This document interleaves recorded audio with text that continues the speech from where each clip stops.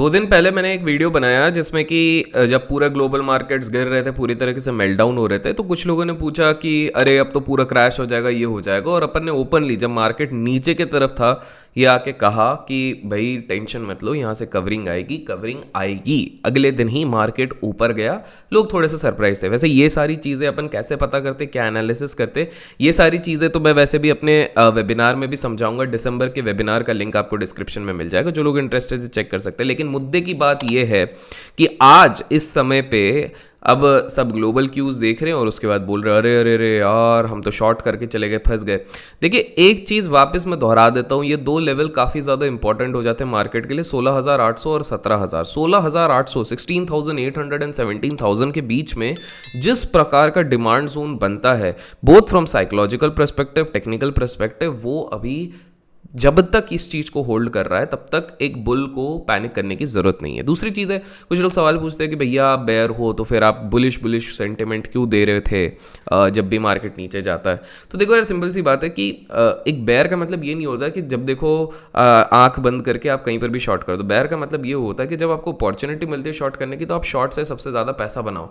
But अगर market का overall structure हमको वो चीज़ डिफाइन नहीं कर रहा, अभी तक नहीं दे रहे, तो हम क्यों करें। अब कुछ लोग बोलेंगे मैक्रो डेटा के हिसाब से कि भैया इन्फ्लेशन बढ़ रहा है, फेड रेट बढ़ा रहा है, ये हो रहा है, तो क्यों नहीं, और डाउ पूरे तरीके से गिरा हुआ है। देखो आप रेजिलियंस देखो, वहीं पे डाउ जिस तरह से गिरा था उसके कंपैरिजन में इंडियन मार्केट का रेजिलियंस कितना है। हर डिप पे बाइंग आ रही है, कहीं ना कहीं DIIs बाय कर रही है।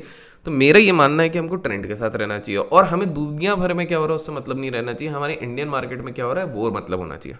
ऑब्वियस ही बात है, 16,800 16,400 को अगर इसने तोड़ दिया नीचे की तरफ पे तो हम शायद थोड़ा सा पैनिक मोड पाएंगे, बट उससे पहले नहीं आएंगे। अब बात करते हैं एक इंटरेस्टिंग फैक्ट की। देखिए मेरे अपने चैनल की खासियत ये है कि जो होता है, जो मुझे लगता है, जो मेरी एनालिसिस कहती है, जो मेरे इतने सालों का अनुभव कहता है, मैं ओपनली आके एडवांस में बताने की कोशिश करता हूँ। पोस्ट मार्केट एनालिसिस नहीं, एडवांस में आके। पोस्ट मार्केट भी हम कभी कभार कुछ इंपॉर्टेंट इवेंट्स का करते हैं, लेकिन यूजुअली हम प्री मार्केट करते हैं। तो इस तरह के अगर आपको क्विक अपडेट्स पसंद आते हैं तो लाइक्स में कंजूसी नहीं कीजिएगा, लाइक ज़रूर कर दीजिएगा।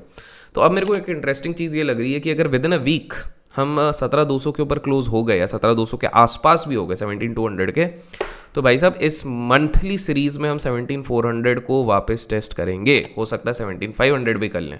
कुछ लोगों को लग रहा होगा बहुत ज़्यादा बुलिश लग रहा हो, नहीं, बट कुछ लॉजिक्स हैं यहाँ पे। देखिए क्या हो रहा है कि अभी तक जो मार्केट का पूरा पार्टिसिपेशन आया है उसमें ओवरऑल पार्टिसिपेशन पूरी तरीके से IT कंपनीज़ का आया नहीं है।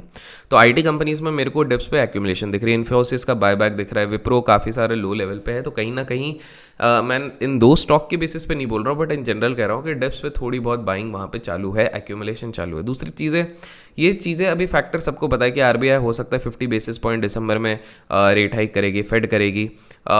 US इसको आधा कैप्चर कर चुका है, US में जो रिसेंट फॉल आया उसने कर चुका है। इंडियन मार्केट्स ने उतना नहीं किया, बट कहीं ना कहीं जैसे मैंने रेजिलियंस की बात करी है, थोड़ा बहुत उस चीज़ ने कर लिया है। तो आपको ये चीज़ समझनी पड़ेगी कि जिस फैक्टर्स को लेके हम डर रहे हैं वो फैक्टर्स कहीं ना कहीं ऑलरेडी कवर अप हो चुका है। और ऐसे समय पे बहुत ज़्यादा इंपॉर्टेंट हो जाता है कि हम चार्ट्स का सहारा ज़्यादा ले as compare to just macro factor. और चार्ट्स की अगर मैं बात ही कर रहा हूँ तो आप धन पे ट्रेडिंग व्यू के जो प्रीमियम चार्ट्स होते हैं उनको फ्री में आप एक्सेस कर सकते हो। ट्रेडर कंट्रोल जैसा फीचर है जिससे कि आप अपने लॉसेस को कंट्रोल कर सकते हो। ये सारे तगड़े फीचर्स है, प्लेज कर सकते हो, इंस्टेंट पे आउट पे इन हो जाता है।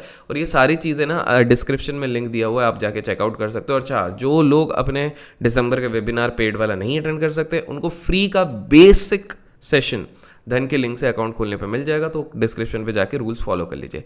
नेक्स्ट, अब आपके दिमाग में सवाल होगा कि भैया इस तरह के माहौल में हम स्टॉक्स किस तरह से ले सकें। तो बाय द वे कमेंट्स में आपका जो भी स्टॉक है जो आप चाहते हो मैं एनालाइज करूँ, मैं वो बता दूँ। तो मैंने जैसे बताया IT फार्मा तो है, बट एक स्टॉक है, डिस्क्लेमर, ये कोई बाय और सेल रिकमेंडेशन नहीं है, मैंने छोटा सा लिया हुआ है, छोटी मोटी क्वांटिटी। तो मैं आपको बता रहा हूँ, मैंने करीब 4,500 क्वांटिटी 395 396 के बीच में टाटा मोटर्स पे बाइंग करी हुई है स्विंग के बेसिस पे। लेट्स सी, अगर थोड़ा और नीचे आएगा तो मैं और ऐड करूंगा, बट अभी सिर्फ 4,500 क्वांटिटी है। तो आपको ये बता दूं कि इस तरह के समय पे IT फार्मा, इवन थोड़ा बहुत ऑटोज आप कर सकते हो। लेकिन ऑटोज में एक चीज़ याद रखिएगा कि जो चिप मैन्युफैक्चरिंग और वो चाइना वाली खबर आ रही है उसके चक्कर में आने वाले कुछ मंथ्स में वहाँ पे प्रेशर बनेगा, बट शॉर्ट टर्म स्विंग्स के लिए लिया जा सकता है। आपको एक और चीज़ बता दूं कि ओपन इंटरेस्ट के बेसिस पे 17,400-500 के बीचेस पे राइटिंग हो रही है। अगर किसी कारण हमारे पास ग्लोबल क्यू से बहुत ही तगड़े संकेत आते हैं और 17,400 और 500 ब्रीच हो जाता है तो भैया शॉर्ट सेलर्स को थोड़ा सा खतरा हो सकता है, क्योंकि फिर एक मैड रन अप आ सकता है।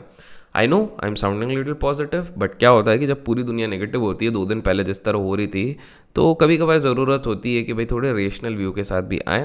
तो जिस सेक्टर के बारे में मैंने बोला है उस पर ध्यान दीजिए। वीडियो पसंद आए तो लाइक और शेयर करना मत भूलिएगा। Till then keep learning, keep growing, keep investing and keep trading.